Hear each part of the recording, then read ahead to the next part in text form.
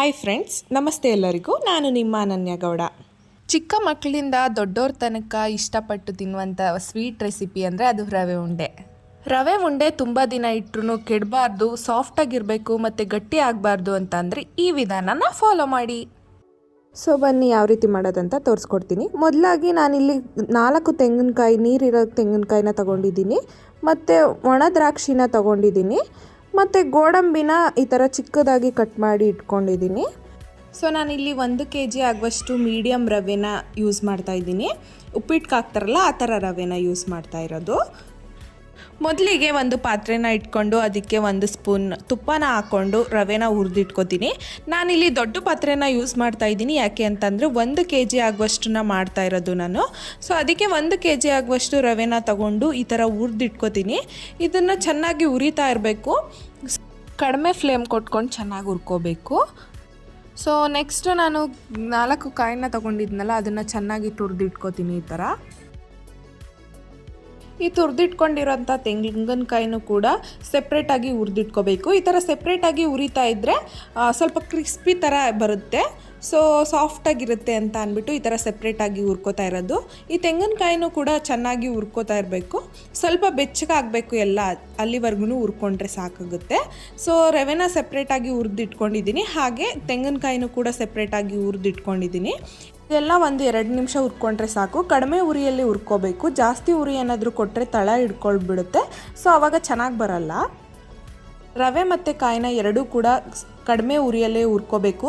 ಯಾಕೆ ಅಂದರೆ ಜಾಸ್ತಿ ಉರಿ ಏನಾದರೂ ಕೊಟ್ಟರೆ ಜಾಸ್ತಿ ಕಪ್ಪಾಗೋ ಸಾಧ್ಯತೆ ಇರುತ್ತೆ. ಸೊ ಅದಕ್ಕೇ ಜಾಸ್ತಿ ಉರಿನ ಕೊಟ್ಕೊಳ್ದೇ ಕಡಿಮೆ ಉರಿಯಲ್ಲೇ ಈ ಥರ ಹುರ್ಕೋತಾ ಇರಬೇಕು. ಹಾಗೆ ಪಕ್ಕದಲ್ಲಿ ಇನ್ನೊಂದು ಪಾತ್ರೆನ ಇಟ್ಕೊಂಡು 1-2 ಟೇಬಲ್ ಸ್ಪೂನ್ ಆಗುವಷ್ಟು ತುಪ್ಪನ ಹಾಕ್ಕೊಂಡು ಡ್ರೈ ಫ್ರೂಟ್ಸ್ನ ಹುರ್ಕೋತೀನಿ. ಈ ಥರ ಸೆಪ್ರೇಟ್ ಹುರ್ಕೊಂಡು ಮಿಕ್ಸ್ ಮಾಡೋದ್ರಿಂದ ಚೆನ್ನಾಗಿರುತ್ತೆ. ಸೊ ಫಸ್ಟು ಗೋಡಂಬಿ ಮತ್ತು ದ್ರಾಕ್ಷಿನ ಎರಡೂ ಕೂಡ ಈ ಥರ ಚೆನ್ನಾಗಿ ಹುರ್ಕೋತೀನಿ. ಬೇಕು ಅಂದರೆ ಬೇರೆ ಡ್ರೈ ಫ್ರೂಟ್ಸ್ ಕೂಡ ಆ್ಯಡ್ ಮಾಡ್ಕೋಬೋದು. ನಾನು ಇಲ್ಲಿ ಬರೀ 2 ಡ್ರೈ ಫ್ರೂಟ್ಸ್ನ ಹಾಕ್ತಾ ಇರೋದು. ಬೇಕು ಅಂದರೆ ಬೇರೆ ಡ್ರೈ ಫ್ರೂಟ್ಸ್ ಕೂಡ ಹಾಕೋಬೋದು, ಪಿಸ್ತಾ ಆಗಿರಲಿ, ಬಾದಾಮಿ ಆಗಿರಲಿ, ಯಾವುದಾದ್ರೂ ಹಾಕಿದ್ರು ಇನ್ನೂ ಚೆನ್ನಾಗಿರುತ್ತೆ. ನಾನು ಇಲ್ಲಿ 2 ಯೂಸ್ ಮಾಡ್ತಾ ಇರೋದು. ಸೊ ಇಲ್ಲಿ ಚೆನ್ನಾಗಿ ಹುರ್ಕೊಂಡಿದ್ದೀನಿ. ಸೊ ಏನು ಕಲರ್ ಕೂಡ ಚೇಂಜ್ ಆಗಿಲ್ಲ. ಮತ್ತು ಈ ಕಾಯಿನ ಚೆನ್ನಾಗಿ ಹುರ್ಕೊಂಡಾದ್ಮೇಲೆ ಸೆಪ್ರೇಟಾಗಿ ಇಟ್ಕೊಂಡಿರುವಂಥ ರವೆನೂ ಕೂಡ ಇದಕ್ಕೇ ಹಾಕ್ಕೊಂಡು ಮಿಕ್ಸ್ ಮಾಡ್ಕೋತೀನಿ. ಇದನ್ನು ಕೂಡ ಚೆನ್ನಾಗಿ ಹುರ್ಕೋಬೇಕು, ಎರಡೂ ಮಿಕ್ಸ್ ಮಾಡಿ. ನಾನು ಇಲ್ಲಿ 1 kg ಆಗುವಷ್ಟನ್ನ ಯೂಸ್ ಮಾಡ್ತಾ ಇರೋದ್ರಿಂದ ಇದು ದೊಡ್ಡ ಪಾತ್ರೆನ ಯೂಸ್ ಮಾಡಿಕೊಂಡು ಇಷ್ಟು ಮಾಡ್ತಾ ಇರೋದು. ಇದನ್ನೇನಾದರೂ ಚಿಕ್ಕ ಕ್ವಾಂಟಿಟಿ ಅಥವಾ ನಿಮಗೆ ಏನಾದರೂ ಸ್ವಲ್ಪ ಬೇಕು ಅಂತ ಅಂದರೆ ಸ್ವಲ್ಪನೂ ಇದೇ ಥರ ಮಾಡಿಕೊಂಡ್ರೆ ಇನ್ನೂ ಚೆನ್ನಾಗಿರುತ್ತೆ. ಈ ಮಿಕ್ಸ್ ಮಾಡ್ಕೊಂಡಿರೋದಕ್ಕೇ ನಾನು ಗೋಡಂಬಿ ಮತ್ತು ದ್ರಾಕ್ಷಿನೂ ಕೂಡ ಇದಕ್ಕೇ ಮಿಕ್ಸ್ ಮಾಡಿಕೊಡ್ತೀನಿ. ಒಬ್ಬರೊಬ್ಬರು ಒಂದೊಂದು ರೀತಿಯಲ್ಲಿ ರವೆ ಉಂಡೆನ ಮಾಡ್ತಾರೆ. ಒಬ್ಬೊಬ್ಬರು ಕಾಯಿನ ಯೂಸ್ ಮಾಡ್ದೇ ಮಾಡ್ತಾರೆ, ಒಬ್ಬೊಬ್ಬರು ಕೊಬ್ಬರಿನ ಯೂಸ್ ಮಾಡ್ತಾರೆ. ಸೊ ನಾನಿಲ್ಲಿ ಬರೀ ಕಾಯಿನ ಯೂಸ್ ಮಾಡಿಕೊಂಡು ರವೆ ಉಂಡೆನ ಮಾಡ್ತಾ ಇರೋದು. ಸೊ ನೆಕ್ಸ್ಟು ನಾನು ಇಲ್ಲಿ ಇದೆರಡೂ ಕೂಡ ಚೆನ್ನಾಗಿ ಮಿಕ್ಸ್ ಮಾಡಾದಮೇಲೆ 1 kg ಆಗುವಷ್ಟು ಸಕ್ಕರೆನ ತೊಗೊಂಡು ಇದಕ್ಕೇ ಮಿಕ್ಸ್ ಮಾಡ್ಕೋತೀನಿ. ಆ ಬಿಸಿಗೆ ಸಕ್ಕರೆ ಕೂಡ ಕರಗುತ್ತೆ, ಯಾವುದೇ ಥರ ಪುಡಿ ಮಾಡಿ ಹಾಕೋ ನೆಸೆಸಿಟಿ ಕೂಡ ಇರಲ್ಲ. ಸಕ್ಕರೆ ಕೂಡ ಹಾಕಾದ್ಮೇಲೆ 1 ನಿಮಿಷ ಹುರ್ಕೊಂಡ್ರೆ ಸಾಕು, ಜಾಸ್ತಿ ಏನು ಹುರ್ಕೊಳ್ಳೋ ನೆಸೆಸಿಟಿ ಕೂಡ ಇರಲ್ಲ.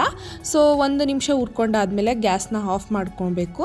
ಇದು ಸ್ವಲ್ಪ ಬಿಸಿಯಾಗಿದ್ದಾಗಲೇ ಆಫ್ ಮಾಡ್ಕೊಬಿಡ್ಬೇಕು, ಇಲ್ಲ ಅಂದರೆ ಉಂಡೆ ಕಟ್ಕೊಳ್ಳೋಕ್ಕೆಲ್ಲ ಚೆನ್ನಾಗಿ ಸಿಗಲ್ಲ. ಸೊ ಅದಕ್ಕೆ ಬಿಸಿಯಾಗಿದ್ದಾಗಲೇ ಕೂಡ ಚೆನ್ನಾಗಿ ಮಿಕ್ಸ್ ಮಾಡಿಕೊಂಡು 1 ನಿಮಿಷ ಆದಮೇಲೆ ಗ್ಯಾಸ್ ಆಫ್ ಮಾಡ್ಕೊಬಿಡ್ಬೇಕು. ಇದಕ್ಕೇ ಬೇಕು ಅಂದರೆ ಹಾಲು ಕೂಡ ಮಿಕ್ಸ್ ಮಾಡ್ಕೋಬೋದು. ಸೊ ನಾನಿಲ್ಲಿ ಹಾಲೆಲ್ಲ ಏನು ಯೂಸ್ ಮಾಡ್ತಾ ಇಲ್ಲ. ಸೊ ಹಾಗೇ ಉಂಡೆ ಕಟ್ಕೊಳ್ಳೋಕ್ಕೂ ಕೂಡ ಸಿಗುತ್ತೆ ಅಂತ ಅಂದ್ಬಿಟ್ಟು ಹಾಲೇನು ಯೂಸ್ ಮಾಡ್ತಾ ಇಲ್ಲ. ಬೇಕು ಅಂದರೆ ನೀವು ಹಾಲು ಬೇಕಾದರೂ ಯೂಸ್ ಮಾಡಿದ್ರೂ ನಡೆಯುತ್ತೆ. ನಾನು ಇದಕ್ಕೆ ಸ್ವಲ್ಪ ಏಲಕ್ಕಿ ಪುಡಿಯನ್ನು ಕೂಡ ಹಾಕೋತಾ ಇದ್ದೀನಿ.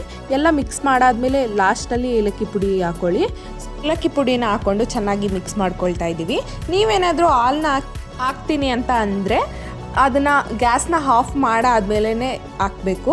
ಏನಾದರೂ ನೀವು ಬಿಸಿ ಇದ್ದಾಗಲೇ ಹಾಲನ್ನ ಯೂಸ್ ಮಾಡ್ತೀನಿ ಅಂತಂದರೆ ಉಪ್ಪಿಟ್ಟು ಥರ ಆಗಿಬಿಡುತ್ತೆ, ಸೊ ಮೆತ್ತಗೆ ಆಗಿಬಿಡುತ್ತೆ. ಸೊ ನೀವು ಗ್ಯಾಸ್ನ ಆಫ್ ಮಾಡಿ ಆದಮೇಲೆ ಹಾಕಿದ್ರೆ ಸ್ವಲ್ಪ ಸಾಫ್ಟಾಗೂ ಕೂಡ ಬರುತ್ತೆ, ರವೆ ಕೂಡ ಹರಳಲ್ಲ, ಸೊ ರುಚಿಯಾಗೂ ಕೂಡ ಇರುತ್ತೆ. ನಾನಿಲ್ಲಿ ಏನು ಹಾಲನ್ನ ಯೂಸ್ ಮಾಡ್ತಾ ಇಲ್ಲ. ಸೊ ಈ ರೀತಿ ಚೆನ್ನಾಗಿ ಮಿಕ್ಸ್ ಮಾಡ್ಕೋಬೇಕು. ಸೊ ಎಲ್ಲ ಹಾಕಿ ಮಿಕ್ಸ್ ಮಾಡಾದಮೇಲೆ ಈ ರೀತಿ ಕಾಣಿಸುತ್ತೆ. ಇದು ಸ್ವಲ್ಪ ಬಿಸಿ ಇದ್ದಾಗಲೇ ಉಂಡೆ ಕಟ್ಟಬೇಕು. ಏನಾದರೂ ಆರೋದ್ಮೇಲೆ ಉಂಡೆ ಕಟ್ಟಕ್ಕೆ ಹೋದರೆ ಅದು ಉಂಡೆ ಶೇಪ್ ಬರಲ್ಲ. ಸೊ ಅದಕ್ಕೆ ಬಿಸಿ ಇದ್ದಾಗಲೇ ಉಂಡೆ ಕಟ್ಕೊಳ್ಳಿ.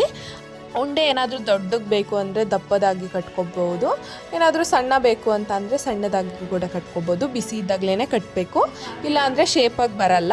ಸೊ ನಾವಿಲ್ಲಿ ಮೀಡಿಯಮ್ ಸೈಜಾಗಿ ಉಂಡೆನ ಕಟ್ಕೋತಾ ಇದ್ದೀವಿ. ಇದಿಷ್ಟು ಕೂಡ ಉಂಡೆನ ಮಾಡಿದ್ದೀವಿ. 1 kg ಆಗುವಷ್ಟನ್ನ ತೊಗೊಂಡಿರೋದ್ರಿಂದ ಇಷ್ಟು ಉಂಡೆಗಳಾಗಿದೆ.